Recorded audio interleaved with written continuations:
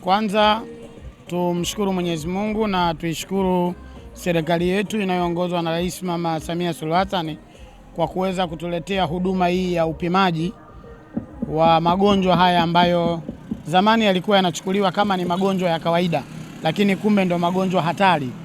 Kisukari pamoja na presha ni magonjwa ambayo watu kama utafanya utafiti ndio magonjwa sasa hivi yanaongoza kwa kuwaua watu. Kwa hiyo tunaishukuru serikali na sisi kama uongozi wa kata pamoja na uongozi wa mtaa wetu wa Vituka tumelipokea hili zoezi la kutuletea wataalamu kwa ajili ya kuja kupima. Tumelipokea vizuri sana na mwamko kwa wananchi wetu umekuwa mkubwa, sababu hili zoezi limeanza jana na linaisha Jumapili.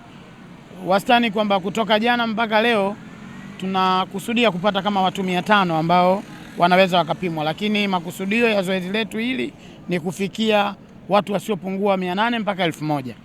Wananchi wameendelea kuhamasika kwa sababu hizi huduma unapoenda kwenye hospitali kama za private ni gharama sana kupima, lakini tunashukuru serikali yetu, tunashukuru mkurugenzi wa halmashauri ya manispaa ya Temeke, mkuu wa wilaya ya Temeke kwa kuweza kutuletea hili zoezi. Wananchi wanapima bure, na sisi huko mtaani kama uongozi wa mtaa tunaendelea kuhamasisha wananchi kwamba tumeletewa hii huduma, ni fursa kwetu.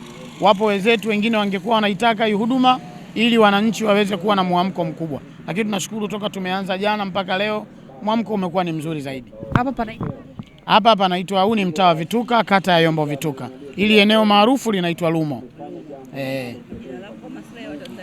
Kwa majina mimi naitwa Waziri Athumani Mwenyamisi, ni mwenyekiti wa serikali ya mtaa wa Vituka, lakini pia ni mwenyekiti wa wenye viti wote jimbo la Temeke. Asante sana.